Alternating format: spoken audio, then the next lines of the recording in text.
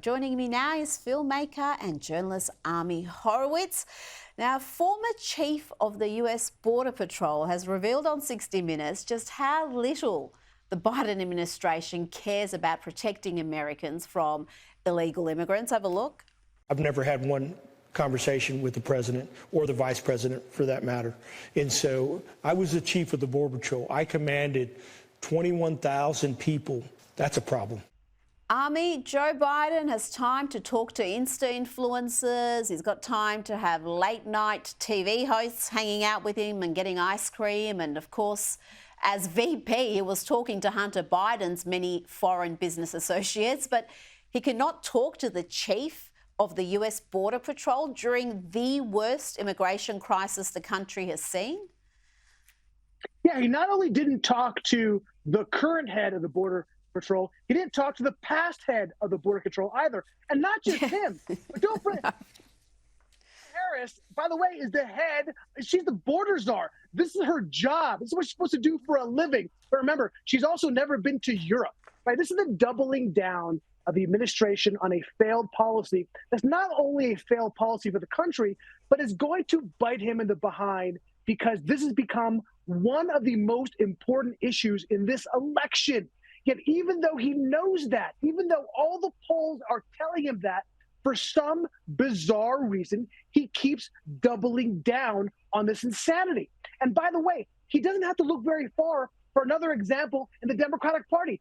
John Fetterman, the senator from Pennsylvania, who, by the way, came in as a left-winger, similar, by the way, to Kristen Sinema, who we all thought she was a Green Party advocate. He came in as a leftist, he has become not only a centrist, maybe even center-right. He has been hawkish on this border issue. He said that the border deal didn't go far enough. And guess what, Rita? He is up by 7% in the polls, while Joe Biden is down by almost 7% in the polls.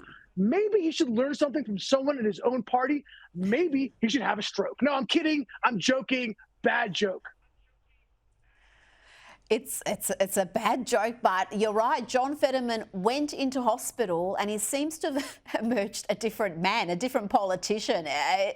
It's incredible transformation, and I often find myself agreeing with him. And I remember what he stood for previously when he was running for Pennsylvania, the junior senator there. So here's a revelation. Now let's look at some of the government data. This is from the Biden administration itself, and they're predicting the population of asylum seekers and other migrants is going to surge from 6 million last year to 8 million this September. This is an increase of 167% compared to 5 years ago under Donald Trump.